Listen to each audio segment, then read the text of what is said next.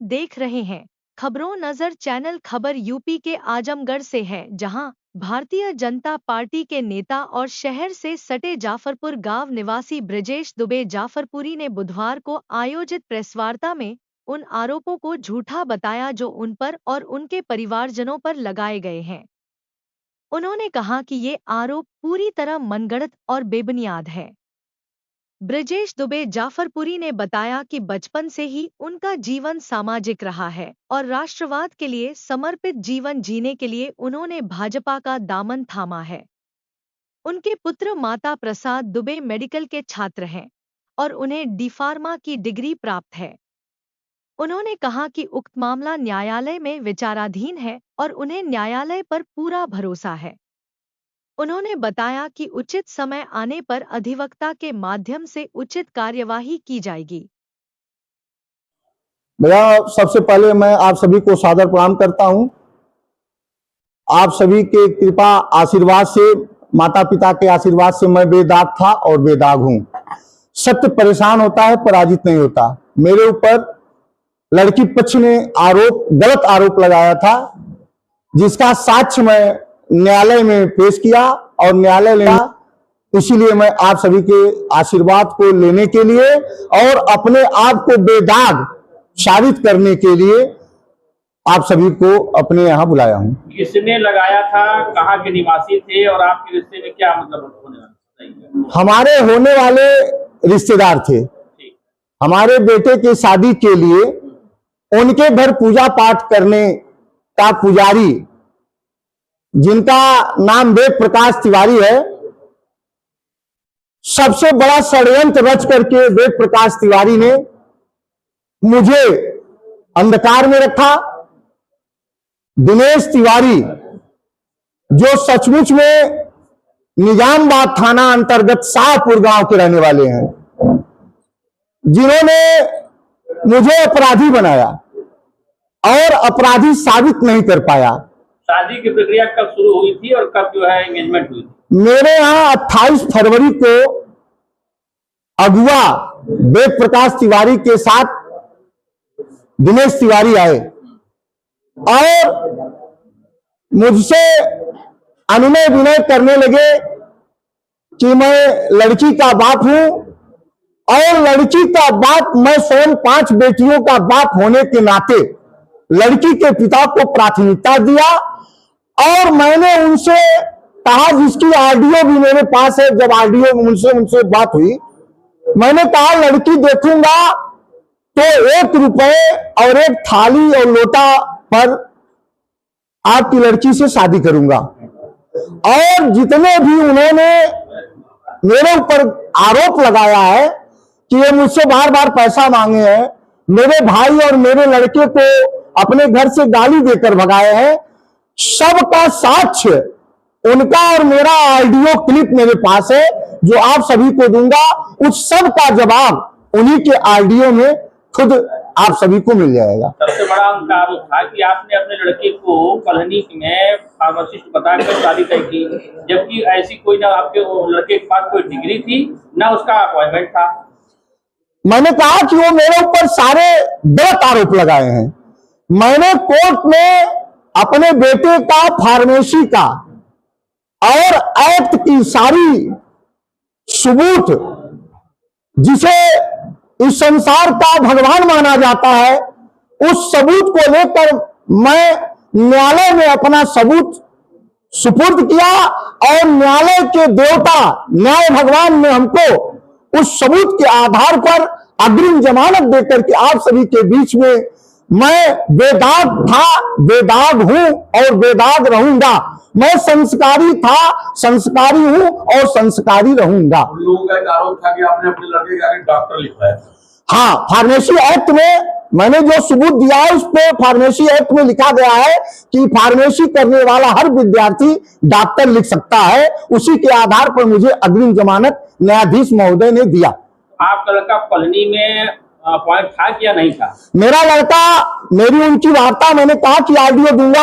मैंने उनसे बताया था कि मेरा लड़का डी.फार्मा पास करके सरकार द्वारा जो 90 दिन की ट्रेनिंग होती है, वह ट्रेनिंग लड़का मेरा पलनी सामुदायिक स्वास्थ्य केंद्र में कर रहा है और उनके द्वारा भेजा गया एफआईआर में विवेचक राज किशोर शर्मा जा करके पलनी ब्लॉक में पूछताछ भी किए और वहां के प्रभारी लोगों का मैं बहुत बहुत धन्यवाद करता हूं कि उन्होंने सच जो सही था वह लिख कर दिया कि ब्रजेश दुबे का लड़का माता प्रसाद दुबे उर्फ विनीत बाबू मेरे यहाँ डी फार्मा की ट्रेनिंग कर रहा है। अच्छा, उनका ये भी आरोप था एफआईआर में कि आपने 17 से 18 लाख रुपए शादी के नाम पे ले लिए। मैंने आप सभी महोदय से बताया कि हमारे और उनके कुछ रिश्ते मीठे हो गए थे। वो अपने घर मुझे कभी नहीं ले गए। मेरे नात रिश्तेदार बताए कि आप लड़की का घर देखे हैं कि नहीं, शादी किस बेस पर तय कर लिए। तो मुझे वो राज पैलेस में पहले दिन 2 मार्च को अपनी लड़की को दिखाए, जिसमें मेरा परिवार, उनका परिवार और अगुआ स्वयं थे। उनके सामने मेरी पत्नी ने अपने हाथ की 4 चूड़ी उस लड़की को देखने के लिए पैतृक गहना 4 चूड़ी उस लड़की को दिया, एक पाजेब दिया, एक नाल की कील दे करके राज पैलेस में पहले दिन की आईडियो मेरे पास है, मेरी उनकी वार्ता हुई है। मैं हर आईडियो में जब जब मुझको बार बार मुझे मानसिक रूप से प्रताड़ित करते थे कि आप क्या लेंगे, मैंने कहा था कि मैं ब्राह्मण का लड़का हूं, ब्राह्मण समाज का लड़का हूं, एक लड़की का बाप हूं, सिर्फ लड़की देख करके लड़की पर शादी करूंगा। और मुझसे उन्होंने कहा कि मेरी पत्नी हमेशा लोन ले लेकर के परिवार का परवरिश कर रही है और मुझे वह घर जहां आपको बुलाऊंगा वह घर मेरा बहुत गड़बड़ है। मुझे घर बनवाने के लिए अगर कहीं से पैसा मिल जाए या आप खुद दे दे तो मैं आपका पैसा फिर पत्नी के नौकरी पर, उनकी पत्नी हलुआडीह प्राइमरी पाठशाला में सहायक अध्यापिका और इस समय प्रधानाचार्य का 4 रिलेटिव है, वो अपने नौकरी पर आपसे लोन लेकर के और फिर मैं आपका पैसा वापस कर दूंगा। आप सभी लोग जानते हैं कि मैं अपने पिताजी की पुण्यतिथि हर 11 जुलाई को करता हूं, जिसमें सभी सम्मानित संभ्रांत लोगों को बुलाता हूं। मेरे पिताजी की पुण्यतिथि 10 को रामायण और 11 को होनी थी।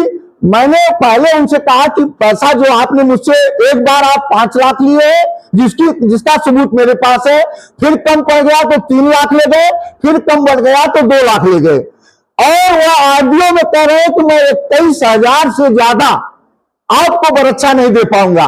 मैं सम्मानित व्यक्ति अपने सम्मान को बचाने के लिए उनके लड़के को जो ये कूटनीति पूरी शादी में रचा है, अंकित तिवारी, वो 5 लाख रुपए 500 की करेंसी 500 की गद्दी मैं अपने सबूत के साथ दिया हूं उस थाल में रखने के लिए।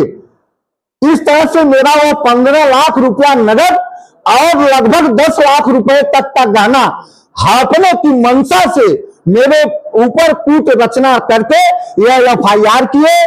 लेकिन एक चीज आप लोग जान ले, सत्य परेशान होता है, पराजित नहीं। और कुछ अपराधिक किस्म के और असंस्कारिक लोग मेरे ऊपर कमेंट किए हैं, मैं उस कमेंट का भी उनसे जवाब न्यायालय द्वारा लूंगा।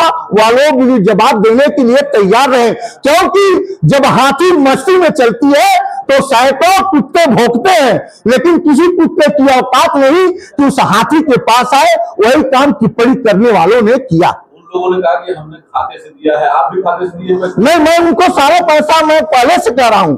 मेरे ऊपर जब 1 तारीख को एफआईआर कोतवाल महोदय ने किया, कोतवाल महोदय एक राष्ट्रद्रोही को क्लीन चिट दे सकते हैं और एक संस्कारी बालक के ऊपर इतना धारा लगा करके कचहरी तक भेज सकते हैं। कोतवाल महोदय को भी इसका जवाब देना होगा कि आपने एक राष्ट्रद्रोही को क्लीन चिट दिया किस बेस पर और एक संस्कारी बालक के ऊपर किस आधार पर इतना मुकदमा दाखिल किया है, उसका भी जवाब उनको कोर्ट में देना होगा। लड़के पक्ष में आप क्या कानूनी कार्रवाई करेंगे? मैं अपने लिए न्याय की अपील करूंगा। मेरा मानसिक, शारीरिक और सामाजिक हत्या करने की कोशिश अगुआ और लड़की और कोतवाल महोदय मिलकर किए हैं, जिसके लिए मैं न्यायालय का दरवाजा खटखटाऊंगा और दूध का दूध और पानी का पानी करके तब आप एक मैंने कसम खाया था कि 1 तारीख को मैंने अपनी मोबाइल बंद किया था, जब तक बेगुनाह नहीं साबित कर लूंगा आपके सामने शक्ल नहीं दिखाऊंगा। आज न्यायाधीश महोदय ने मुझे 25 तारीख को अग्रिम जमानत दिया है। उसके बाद मैं माता विंध्यवासिनी पर विश्वास करता हूं, उनकी शरण में जाकर के मत्था टेका कि हे मां, आपने मुझे न्याय दिया है और इसी तरह मुझे न्याय दीजिएगा। जो मेरे ऊपर कलंक लगाया है उसको सजा दीजिएगा और माता के घर देर है अंधेर नहीं है। अग्रिम जमानत को क्लीन तो नहीं बना जा सकता ना? नहीं, मैं अपने आप को आप लोगों के बीच में आज यह जो वार्ता कर रहा हूं, मैं एक अपराधी था। मुझे विवेचक कोतवाल अरेस्ट करके मेरे मानसिक, शारीरिक और राजनीतिक छवि को खराब करने की कोशिश कर रहे थे। उस छवि को बचाने के लिए मैं न्यायाधीश महोदय से अपने सारे सबूत को दिया और विद्वान अधिवक्ता हमारे प्रशांत उपाध्याय जी ने बहस किया और उसमें न्यायाधीश महोदय ने मुझे उस योग्य समझा। तो मुझे